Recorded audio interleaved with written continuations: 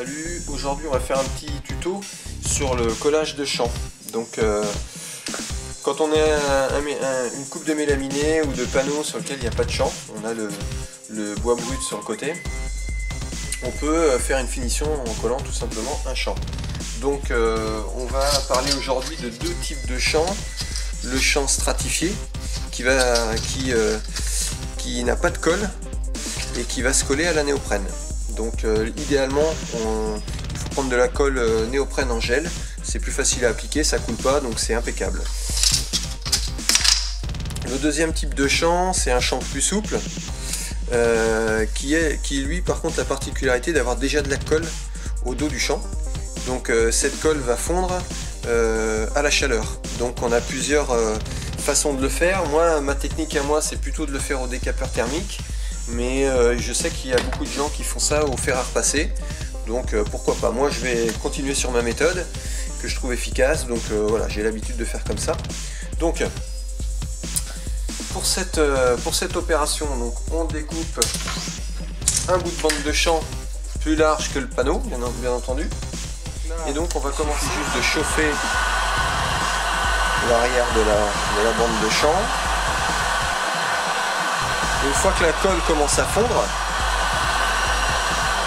on vient tout simplement l'appliquer sur le panneau, sur le champ du panneau, et on vient juste continuer à plaquer tout le reste en faisant chauffer un petit peu la bande. Alors c'est un peu chaud, faire attention. Là vous pouvez utiliser aussi un petit rouleau de tapissier, donc vous chauffez un peu.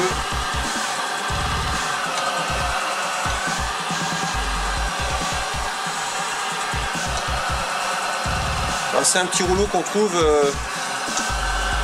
au rayon tapisserie des magasins de bricolage.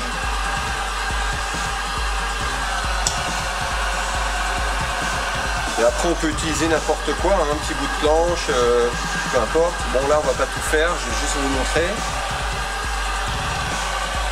Voilà. Alors il faut bien faire attention quand même à bien plaquer votre champ. N'hésitez pas à chauffer, pas trop longtemps sinon on fait cloquer la bande.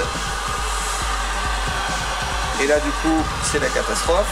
Donc on va voir, je peux vous faire on va voir un essai. Là quand on chauffe de trop, quand on reste trop longtemps au même endroit, la bande finit par cloquer. Tac, et voilà. Et là du coup on a une petite catastrophe. On est obligé de retirer toute la bande. Voilà ce qu'il ne faut pas faire. Donc là c'est pas grave, on va juste, c'était pour l'exemple. Donc là on finit de coller le bout de bande.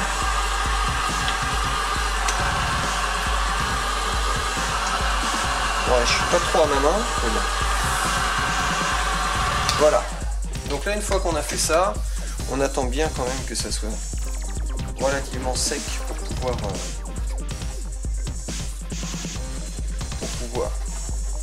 enlever le surplus.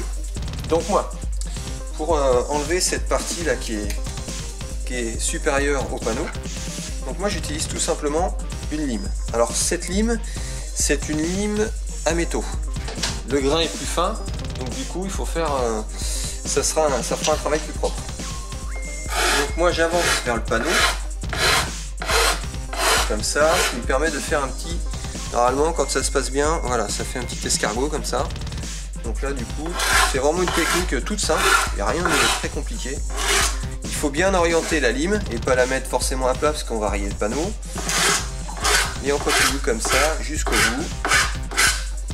Voilà, donc là on a déjà un champ qui aura du panneau. Sur le bout, on pousse avec le pouce.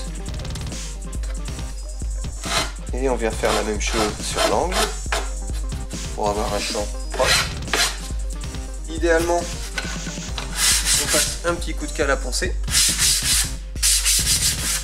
Voilà, et là du coup on vérifie comme ça, vous vérifiez avec les ongles qu'il n'y a rien qui dépasse, parce que là par exemple, je suis un peu limite.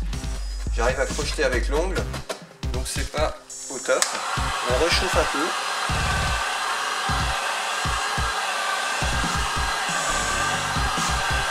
Et on replaque.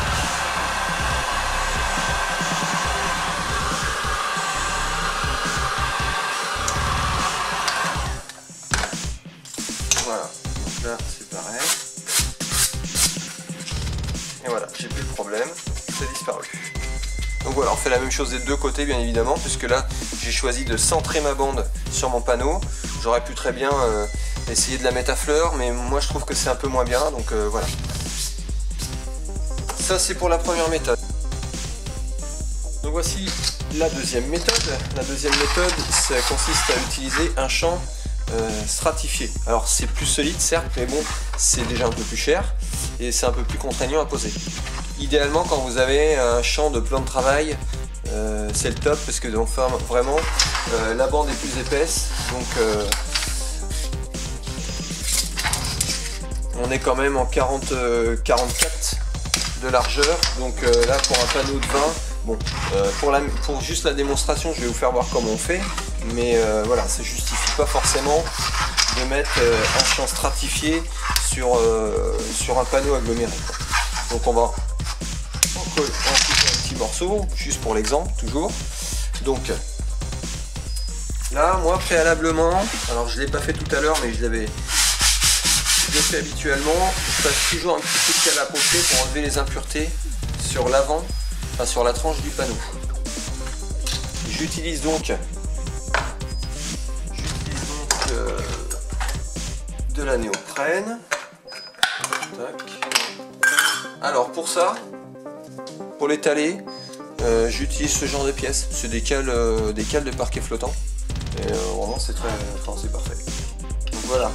La néoprène s'applique toujours sur les deux parties. Donc on applique sur les deux parties de mon panneau un peu de colle.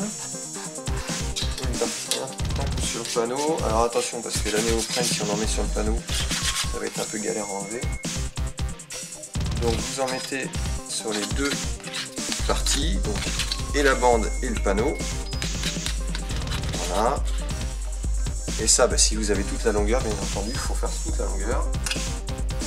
Il va falloir attendre à peu près 10 minutes, mais c'est noté sur l'emballage en règle générale combien de temps il faut attendre. Idéalement, moi, j'attends que ça soit sec au toucher ou alors qu'on ne sente plus le solvant.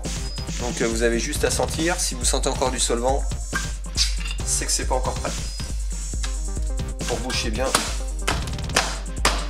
votre peau et on attend. A tout de suite. Me revoilà, donc à peu près 10 minutes de passé, le séchage au toucher, pas de souci sur les deux parties. Donc là maintenant on va faire la mise en contact. Attention parce que une fois que c'est mis en contact, on peut plus le replacer. Donc voilà, là je plaque et voilà. Donc, on n'est pas obligé de le centrer quoi. Voilà, et là déjà ça tient, pas de problème. Donc moi j'utilise toujours la même méthode, donc avec ma lime. Donc là attention, je rentre, alors je rentre jamais en bouche, en tout milieu. Je trouve que c'est plus, j'ai l'impression que c'est mieux, donc je sais pas. Et là du coup je fais la même chose. Voilà. J'ai pris une coque qui était un peu abîmée, donc forcément les...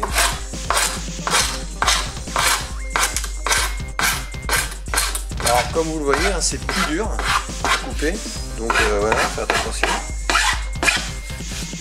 Mais le résultat, pas de souci. Un petit coup de canne à poncer. Et là on vérifie toujours, là on gratte un peu encore, donc on recolle. Alors peut-être que j'ai pas laissé assez longtemps, je pense que si.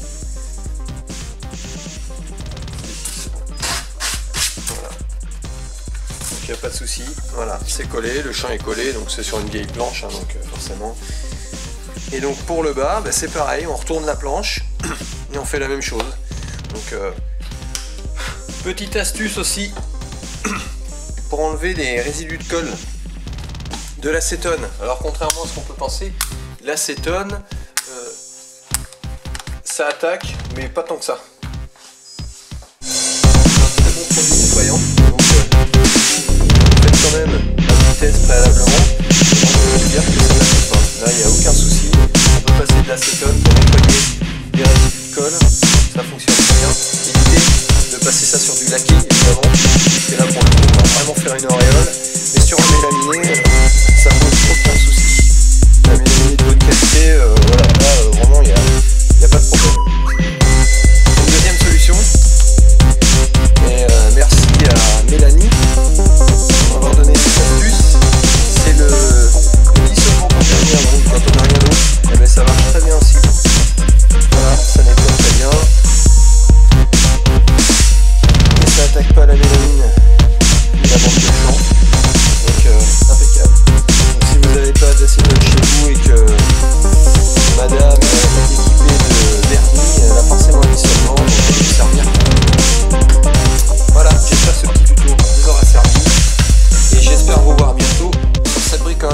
Ciao!